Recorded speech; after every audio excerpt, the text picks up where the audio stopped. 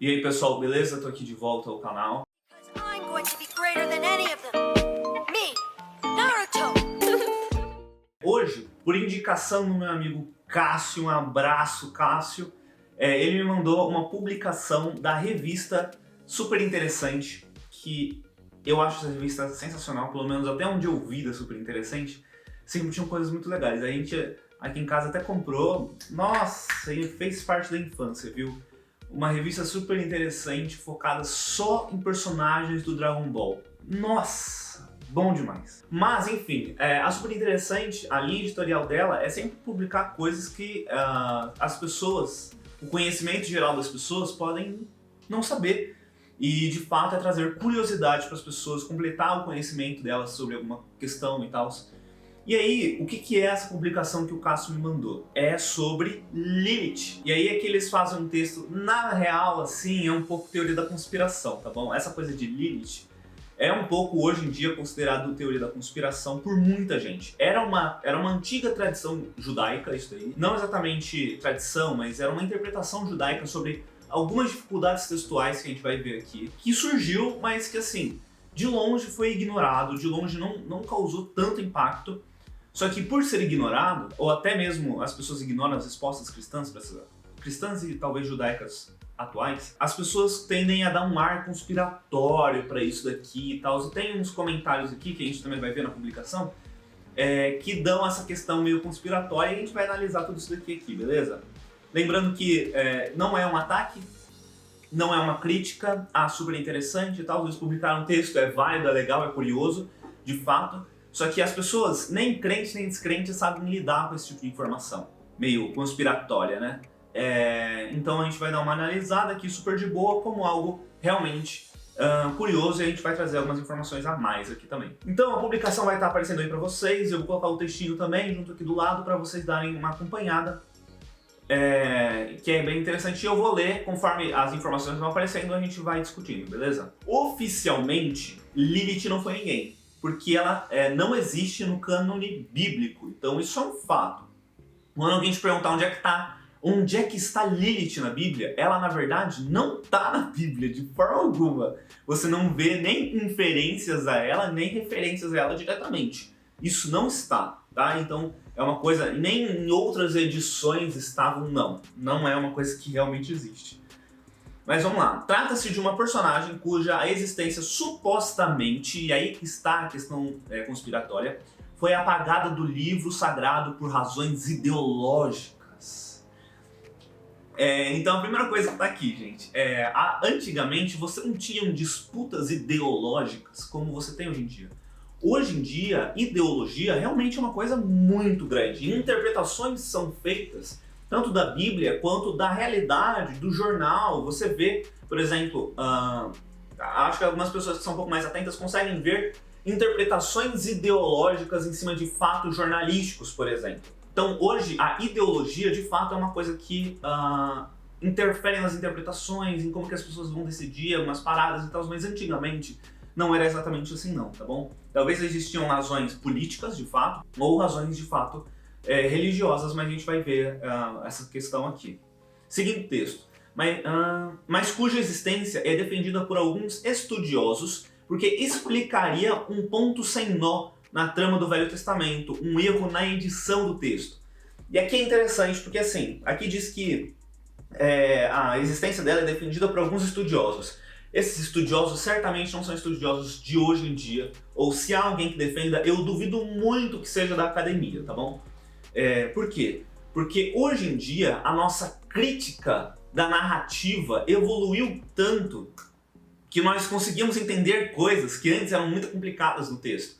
Porque há uma dificuldade no texto bíblico de Gênesis, capítulo 1 e 2, que de fato, as pessoas não conseguiam superar antigamente, mas hoje a gente consegue entender plenamente. E que erro de edição do texto é esse, meu Deus? Né? Isso aí realmente é uma coisa que é verdade. Existe um erro de edição no texto aqui. Não que o texto sagrado ele seja maculado de alguma forma, mas o que acontece? Gênesis capítulo 1 e 2, na verdade, eles contam duas coisas separadas. São duas narrativas, na verdade, que estão lá. Você tem o primeiro conto da criação, Tem gente que chama de mito da criação, e aqui mito não é no sentido de é uma mentira, tá bom? Se você for ver o mito da criação da mitologia grega, você vai ver que tem alguns mesmos moldes que isso daqui tem. São coisas absolutamente extraordinárias, rápidas, que acontecem sem um processo muito explicativo. Então, a gente vai usar essas duas coisas, mas eu vou dizer mito. Eu vou dizer conto, tá bom?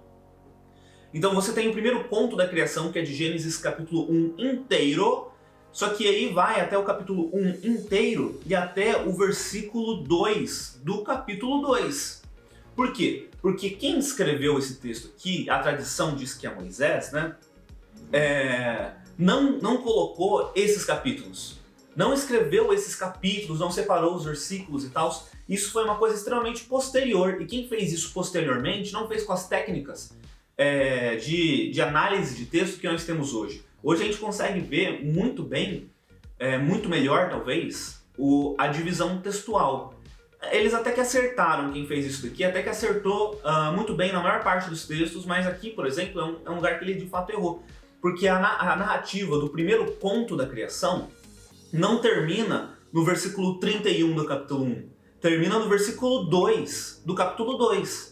O capítulo 2, a segunda narrativa da criação, que é onde foca na criação da humanidade, começa no versículo 4, versículo 2 do capítulo 2. A segunda narrativa acontece no versículo 4 do capítulo 2. Então são duas coisas diferentes aqui, porque a partir daqui você tem uma narrativa mais focada na criação de fato da humanidade, da relação de Deus com essa humanidade que ele criou. Mas vamos dar uma seguida aqui. Então esse aqui é o problema de edição do texto, tá bom? Que algumas pessoas de fato podem ter se confundido. E uma coisa curiosa, não curiosa, mas é que é um detalhe muito legal do texto. Esse primeiro conto da criação, ele é algo único, é algo tão diferente no estilo, na criação, que é completamente diferente de todo o resto da Bíblia, completamente diferente de todo o resto de Gênesis. Por isso que ele é tão complicado, porque ele desponta de fato. Parece que foi algo escrito depois para concluir, por exemplo, ou melhor, para introduzir. Enfim, tem muitas questões técnicas aqui, então vamos nessa. O texto diz o seguinte: no primeiro capítulo do livro de Gênesis, que faz parte tanto da Torá quanto da Bíblia, que é a mesma coisa, Deus cria o homem e mulher à sua imagem e semelhança. Mas logo no capítulo seguinte, somente Adão é mencionado. Oh meu Deus! Tiraram a mulher do negócio. Somente Adão é mencionado. Onde foi parar a mulher do primeiro capítulo? Isso aqui, gente, é uma leitura absolutamente leiga do texto, tá bom? Nenhum acadêmico defende isso. Na verdade, qualquer pessoa que seja um pouquinho mais treinada na leitura do texto bíblico vai ignorar esse tipo aqui de questionamento. É só no segundo capítulo que Eva é criada. No terceiro, que recebe seu nome. Essa inconsistência sugere que parte do texto tenha sido editada ou removida. E isso não é verdade, porque na verdade são coisas diferentes que estão aqui.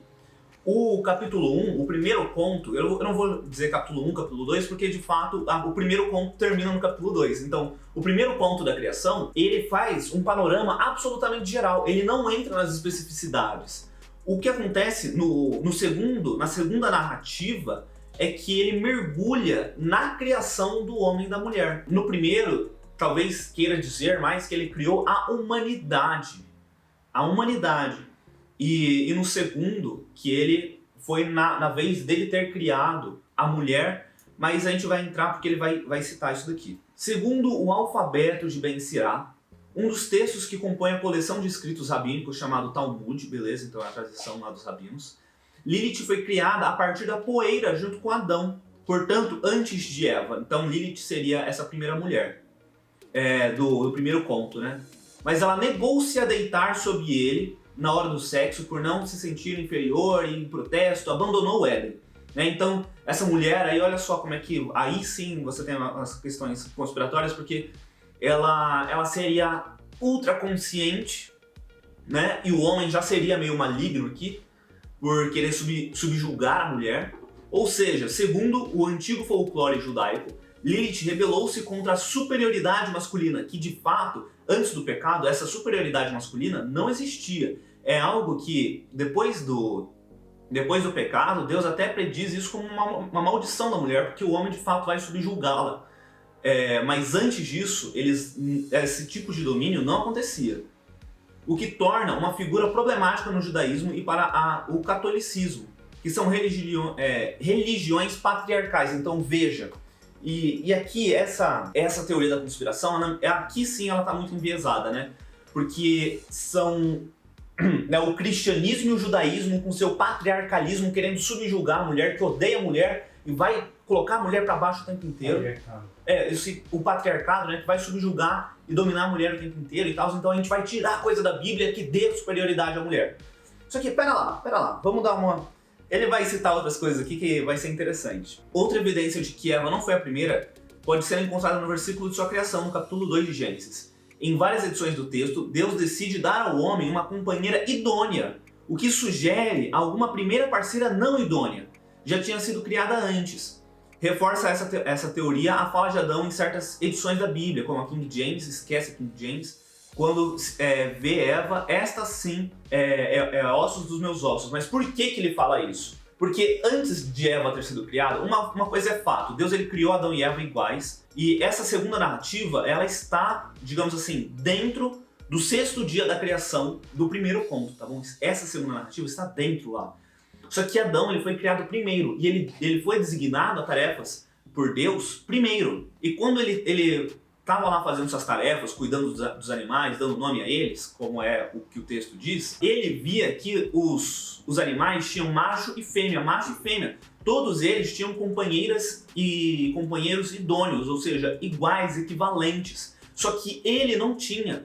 Como ele estava vendo essas outras criaturas que tinham seus parceiros, tinham 2 sexos, ele se viu sozinho. Isso não é um erro da criação de Deus, né? Deus não criou o homem e esqueceu de criar a mulher. Criou macho e fêmea para todas as espécies, mas esqueceu de dar a fêmea para a mulher e não pensou nisso. Não. Vou dar a fêmea para a mulher. E aí quando Deus ele cria a mulher idônea, não é porque não havia, que antes houve uma mulher que não era idônea. É porque antes não havia idoneidade para Adão. Porque antes ele estava sozinho, ele não havia alguém que fosse igual a ele. Igual, gente, igual. Aqui é uma coisa muito interessante. O patriarcado, não sei o que lá. Gente, o texto está dizendo claramente, a mulher era igual ao homem. Igual. Não é porque o homem foi criado primeiro, que ele teve mais coisa, porque ele foi criado do pó e ela foi criada da costela. Gente, eles eram iguais. Eu vou terminar o texto agora, terminar o vídeo agora, para ele não ficar muito longo, e eu já vou então emendar uma parte 2, terminando esse texto aqui do super interessante, e a gente também vai ler como bônus os comentários dessa publicação, que tem umas pérolas aqui pelo que eu já pude ver. Então a gente se vê no próximo vídeo, falou!